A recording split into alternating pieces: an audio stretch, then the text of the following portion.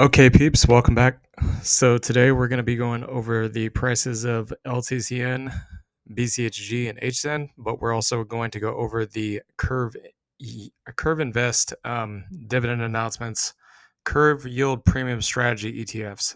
It's a mouthful. Anyways, let's get it.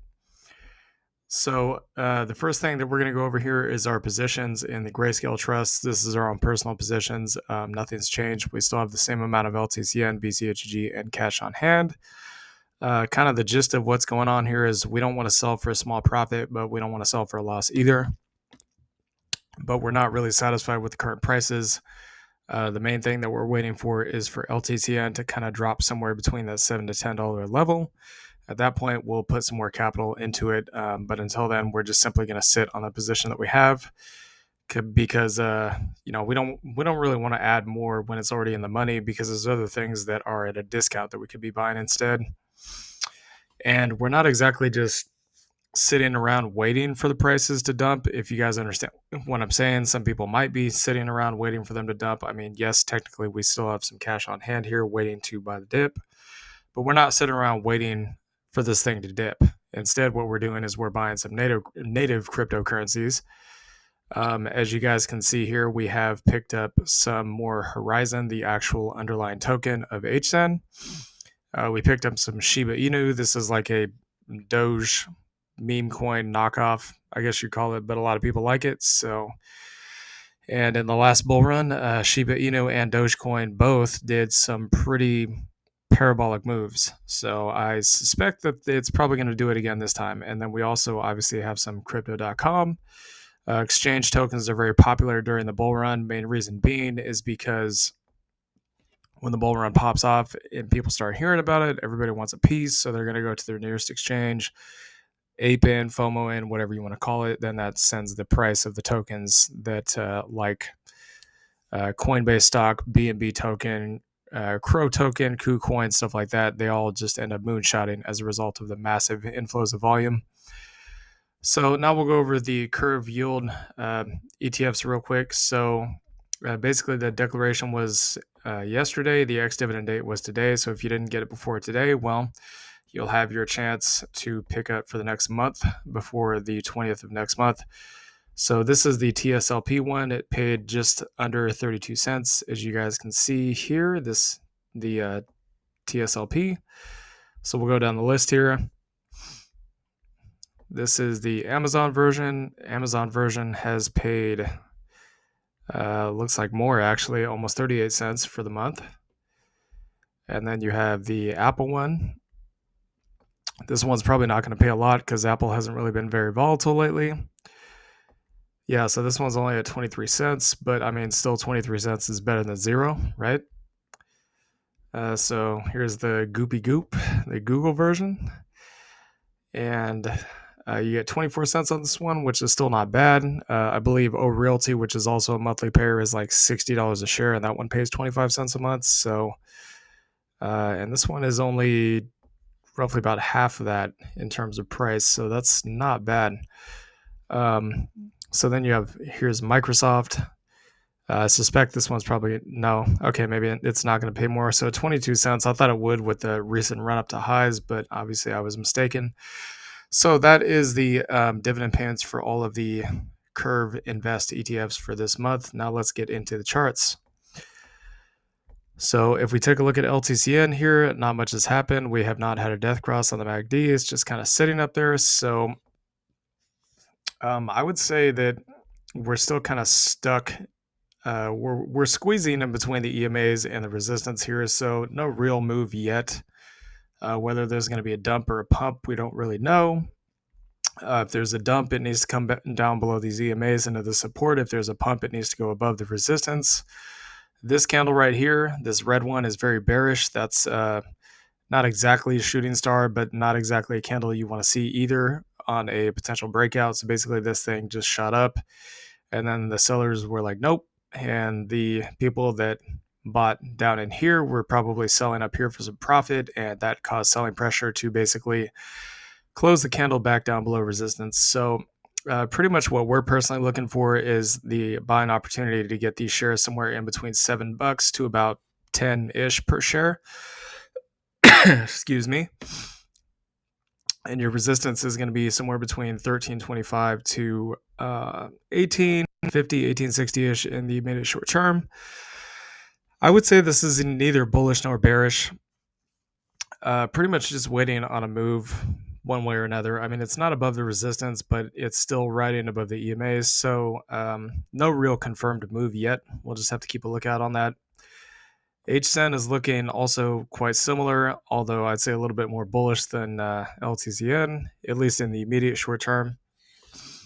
Reason being is because, so it's bullish that it got above this resistance and above the EMAs, but it's also bearish because you have this potential tweezer top here. And of course, the week's not over yet, so this could turn red. That's possible, where this resistance holds firm and it basically sells down to support. So I would say if I was going to buy this, I'd probably do it somewhere between 250 to about 290 would be my starting point, because if this does turn red, then most likely it's going to come down to this resistance. And again, not resistance, support, and your resistance is going to be between 380 to about 436. But of course, keep in mind, as you all know, the prices during the bull run are much higher. So we're just talking about immediate short-term prices here. We're not talking about the actual full-on potential in the bull run. I mean, HZEN itself could do like a 9 or 8, 9x from here easy before it even hits price discovery. So that is just something to keep in mind. We're just talking about the immediate levels, but of course, keep the big picture in mind always. So LTCN's top was at 510. HZEN was at about $30 and BCHG was at about 60. Okay, so BCHG, this one I would say is also pretty similar to LTCN, except this is a little bit more confirmed. So we do have a MACD death cross here. The histogram is turning bearish. And this is after coming off of the overbought territory on the RSI. But the thing that sticks out to me the most is the fact that we tried to get above this resistance here 1, 2, 3, 4 times, and you have this massive wick here, which is obviously seller rejection, basically saying we're not going to let you close above this level. And then it went back down into the EMAs. So the fact that the price cannot get above this level is not a good sign, but it's also not breaking below these wicks, which is a good sign. So once again, kind of stuck in no man's land. So basically, if we were going to buy, we'd look to buy somewhere around this red EMA, which is sitting at support at about 240 a share up to potentially maybe 309 a share. And then obviously your immediate resistance can be between 380 to 520. We'll just do like a quick measure of those moves. So you get about 450 to, we'll zoom out a little bit here. I'm going to have to redo this. So you get the previous percentage that I mentioned before, which I forget what it is, all the way up to 85%. Let's actually go back real quick and do measurements on HZEN as well. So if you manage to pick it up somewhere in the zone, you'd be looking at roughly about 50-ish% up to 73%. And for LTCN,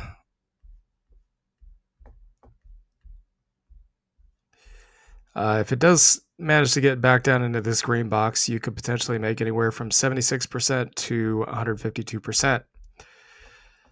So moving on, GXLM, this one's starting to look a little bit more bearish. As you guys can see, it's kind of rolling over here and getting down below the EMAs, but obviously we need a confirmation. So we had our MACD death cross back here, and then another fake out to the upside and another dump on the MACD a little bit later. So yeah, this chart is a little bit confusing.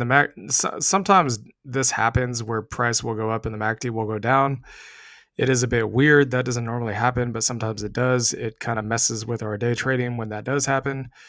So anyways, the fact that this thing has broken down out of the wedge and it's now starting to push down is a little bit bearish. I would say that probably a good buying area would be somewhere between $14 to maybe probably somewhere in the $20 range. Of course, you have the macro support at 460 to roughly about $12, and your somewhat macro resistance up here between $53 to $58 per share.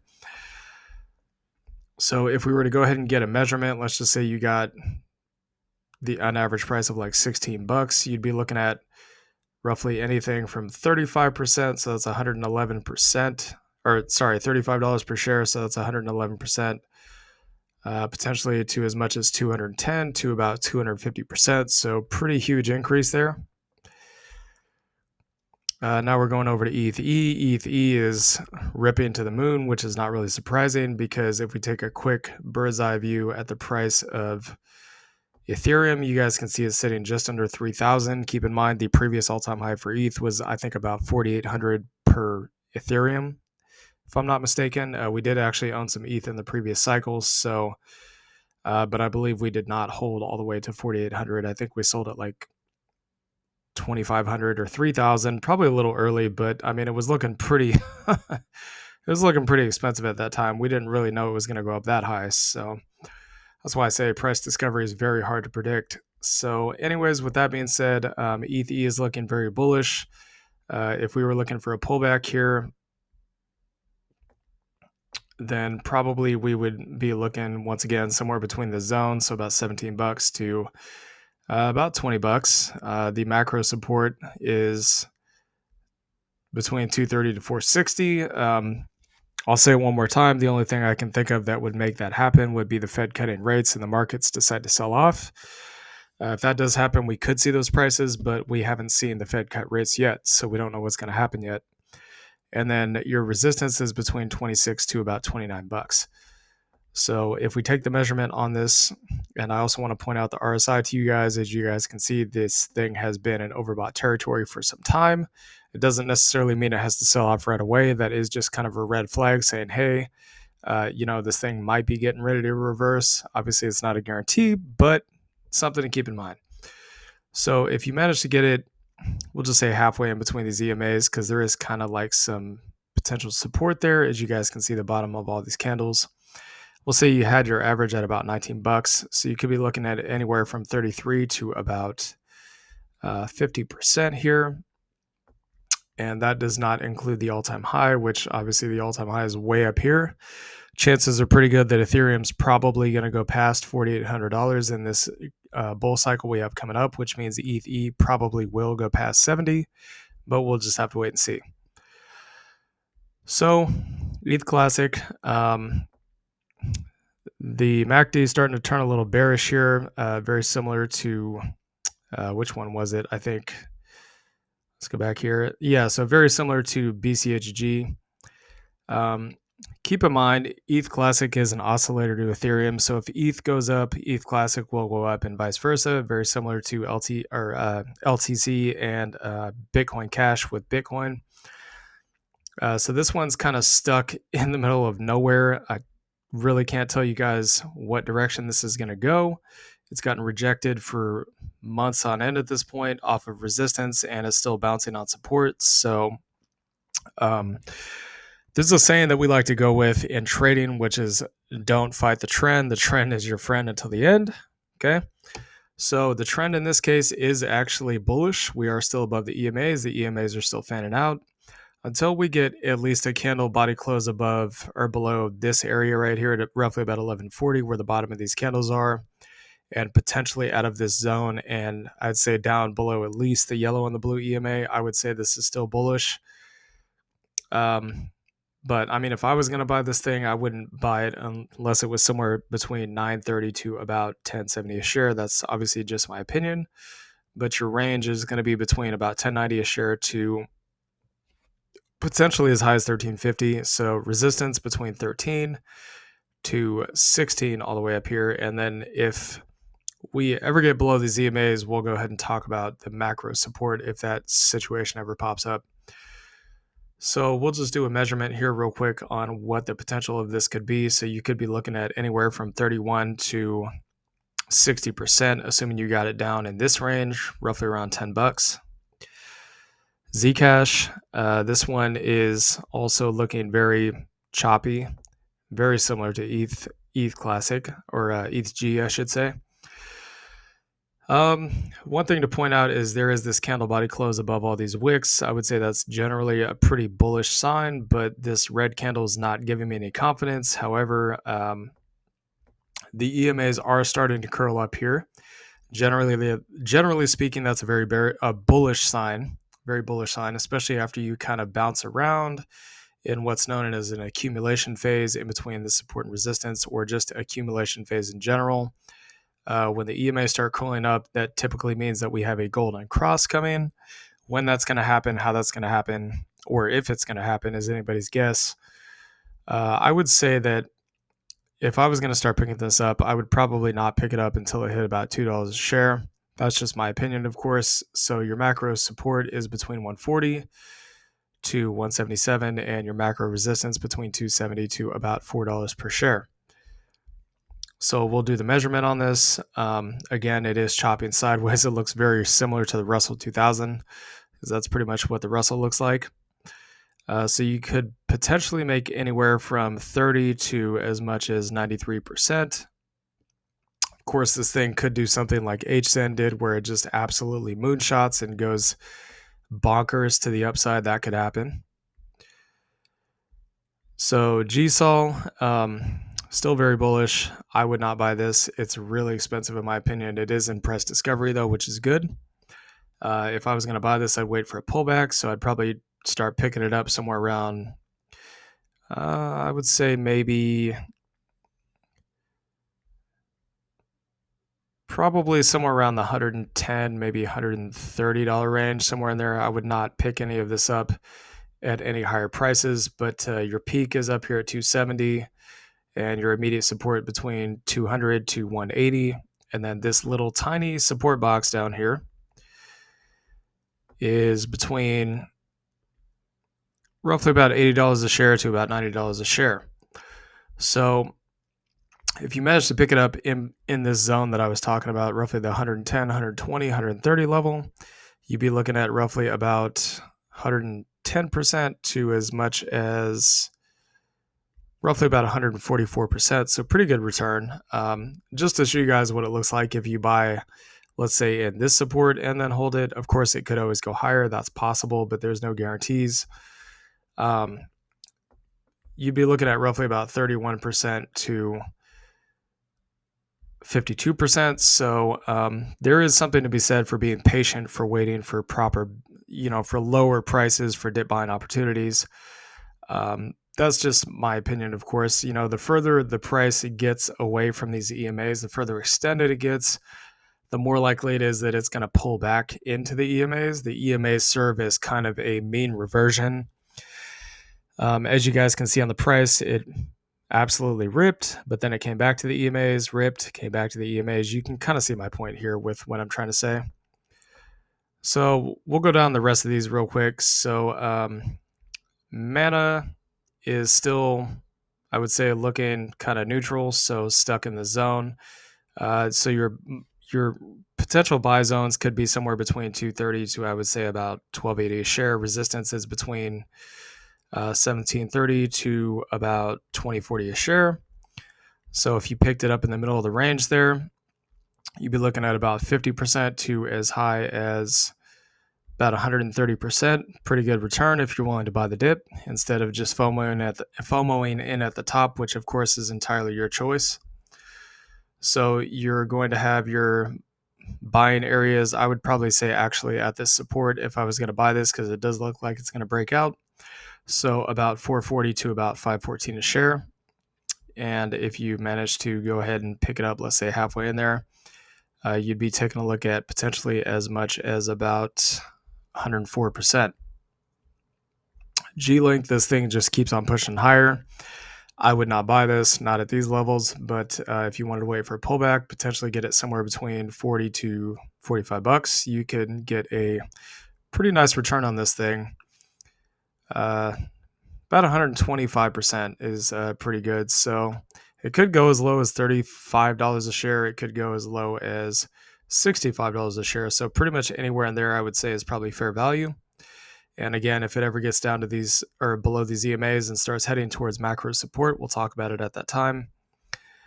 So PhilG, very similar. I would not buy these at these levels. That's just me. But if you manage to wait to pick it up roughly in about the support zone, as you can see, resistance turned into support. You'd be looking somewhere between $37 to, I'd probably give it the benefit of the doubt and say as high as 52. So let's just say you picked it up about halfway in there. You could be potentially taking a look at, I would say that's going to be roughly probably about 170, 180%. And GLIV, this one's obviously looking very bullish too. It's turned this resistance into support, so I'd be looking for a pullback. That pullback would probably come anywhere between 1070 to about 1480 a share. If you manage to get it halfway in there, then we'll say you could be looking at roughly about 130%, and that's just to get back to the previous peak high. Anything beyond that is obviously icing on the cake. So anyways, hope you all enjoyed this content. This is our update on LTCN, BCHG, and HZEN, and also the Curve Yield Premium Strategy ETFs. Still really hard to say that. Anyways, please like, comment, and subscribe, and we will see y'all later. Peace.